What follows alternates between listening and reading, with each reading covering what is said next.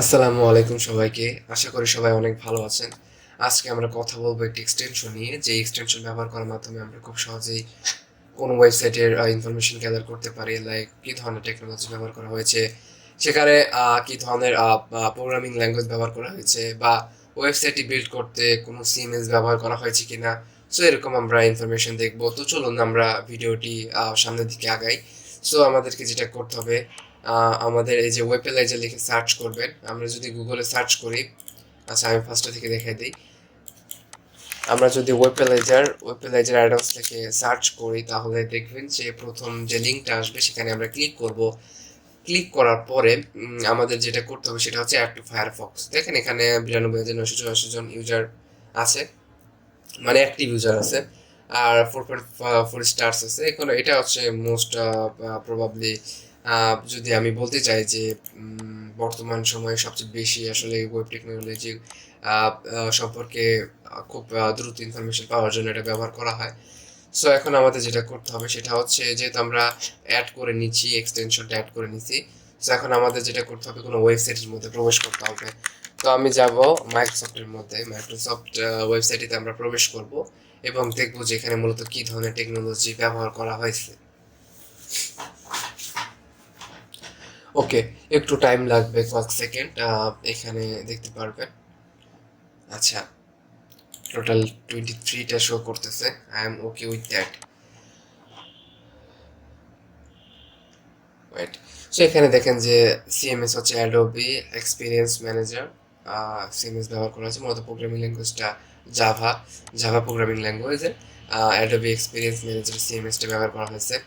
তারপর হচ্ছে এখানে যে কোরি লাইব্রেরি দেখতে পারেন, আচ্ছা অর্থাৎ জাভা স্ক্রিপ্টের যে লাইব্রেরি আছে, সেখানে দেখেন যে কোরি, কোরজেস, লেজি, সাইজেস ইত্যাদি লাইব্রেরি ব্যবহার করে এই ওয়েবসাইটে বিল্ড করা হয়েছে। সো এখানে আরও আমরা সামনে গেলে দেখতে পারবো যে পারফরমেন্স, কাস্টমার ডেটা প্ল্যাটফর্ম, তারপর এখানে দেখেন মিস ক্যালেন্সিউসে HTTP2 ব্যবহার করা হয়েছে। সো এগুলো আসলে লট অফ ইনফরমেশন আমরা গ্যাদার করতে পারবো। সো এটা যেহেতু অনেক ভারী ভারী ওয়েবসাইট, বলতে বলতে বোঝাতে চাচ্ছে যে অনেক আসলে ডিপ ইনফরমেশন একটা রিলেটেড ওয়েবসাইট।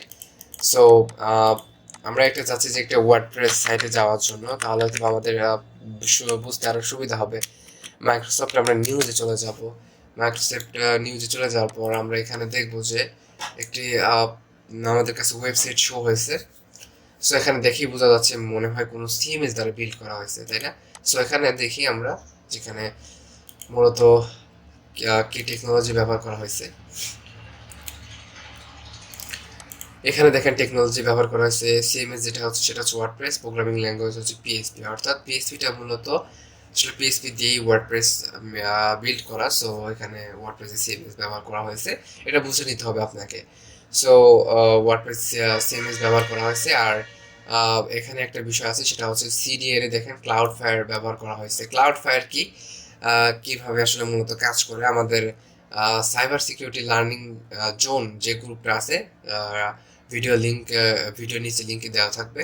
তো সেখানে আপনি দেখবেন যে ফায়ারওয়াল সম্পর্কে ইনফরমেশন দেওয়া আছে, আপনি পড়ে নেবেন। সো এখানে দেখেন ডেটাবেস, যেটা মাইস্কেল ব্যবহার করা হয়েছে। ডেটাবেসটা হচ্ছে মূলত ডেটা যেখানে স্টোর করা হয় বা ডেটাগুলো যেখানে থাকে, এগুলো আমরা ফিউচারে দেখবো, বা আপনি ইউটিউবে সার্চ করে দেখতে পারেন। সো ডেটাবেস ইউজ করা হয়েছে, এটা দেখতে পাচ্ছি। তারপরে দেখতে পাচ্ছি যে পি ইঞ্জিন এখানে ব্যবহার করা হচ্ছে। সো লট অফ ইনফরমেশন কিন্তু আমরা এখানে দেখতে পাচ্ছি, ঠিক আছে? সো পারফরমেন্স দেখেন অ্যাজুয়ার, এখানে আছে অ্যাজুয়ার মনিটর, লট অফ ইনফরমেশন আমরা এখানে পাচ্ছি। তো আমরা চাচ্ছি যে আমি আসলে মূলত এখানে যারা প্র্যাকটিস করে, ইথিক্যাল হ্যাকিং যারা শিখে, লার্ন করে, প্র্যাকটিস করে, সো আমি চাচ্ছি কি যে ট্রাই হ্যাক মিতে, যেহেতু এটা একটি লার্নিং প্ল্যাটফর্ম, এবং আমরা দেখবো যে এখানে কী ধরনের টেকনোলজি ব্যবহার করা হয়েছে সেটা। সো ভিডিওটা আমি খুব তাড়াতাড়ি করার ট্রাই করতেছি, বিকজ অফ জাস্ট কীভাবে ব্যবহার করতে হয় সেটা আমি দেখাচ্ছি। এগুলো সম্পর্কে বিস্তারিত যদি আমি বলতে যাই তাহলে অনেকটা টাইম চলে যাবে। সো দেখেন এখানে প্রোগ্রামিং ল্যাঙ্গুয়েজ যেটা ব্যবহার করা হয়েছে সেটা হচ্ছে Node.js ব্যবহার করা হয়েছে। এখানে কিন্তু কোনো সিএমএস এর ব্যবহার আমি দেখতেছি না। হ্যাঁ, সিএমএস ব্যবহার করা হয়নি। এখানে কিন্তু প্রোগ্রামিং ল্যাঙ্গুয়েজ Node.js ব্যবহার করা হয়েছে।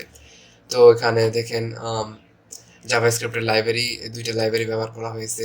ওয়েব সার্ভার হচ্ছে এক্সপ্রেস, এখানে ব্যবহার করা হয়েছে। তারপর দেখতে পাচ্ছেন জাভা স্ক্রিপ্ট গ্রাফিক্স ব্যবহার করা হয়েছে। ইউআই ফ্রেমওয়ার্কস এর মধ্যে আছে বুটস্ট্র্যাপ, আছে অ্যানিমেটর, সিএসএস, অনেকে হয়তো বা বুটস্ট্র্যাপের নাম শুনছেন। ওকে, সো এখানে দেখেন আমরা কিন্তু লট অফ ইনফরমেশন পাইতে পারি, সিডেন ক্লাউড ফায়ার। সো এগুলো যখন আমরা জানবো যে আসলে এগুলো কি বা কিভাবে কাজ করে, তো তখন আমরা কোনো ওয়েবসাইটের ভার্নাবিলিটি যখন চেক করতে যাব, তখন আসলে আমাদের ক্ষেত্রে ইনফরমেশনটা যখন আমাদের থাকবে, তখন আমাদের কাজটা কিন্তু ইজি হয়ে যাবে। কারণ এগুলো কিন্তু এমনিতেই কোনো ওয়েবসাইট বা কোনো লিনাক্স কমান্ডের মাধ্যমে কিন্তু এগুলা বের আমাদের করতে হবে। সো এগুলো এগুলো যেহেতু একটি একটি এক্সটেনশন ব্যবহার করার মাধ্যমে আমরা খুব সহজেই ইনফরমেশনগুলো বের করে নিয়ে আসতে পারতেছি। সো আমাদের এটা ব্যবহার করলে খুব দ্রুত আমরা কাজগুলো কমপ্লিট করতে পারবো আমাদের। সো এটা ছিল আজকের ভিডিও। আজকের ভিডিও মূলত বেশি ডিপ ছিল না, জাস্ট কিভাবে আসলে সেট আপ দিতে হয় এবং কিভাবে অ্যানালাইসিস করতে হয় সেটা দেখানোর জন্য ছিল। সো আমি একটু অসুস্থ, সবাই আমার জন্য দোয়া করবেন। আজ আর কথা বলবো না। যারা আমাদের গ্রুপে জয়েন হতে চান, আমাদের ভিডিও ডিসক্রিপশন বক্সে আমাদের গ্রুপে লিঙ্ক দেওয়া আছে। সবাই ভালো থাকবেন, সুস্থ থাকবেন। আল্লাহ হাফেজ।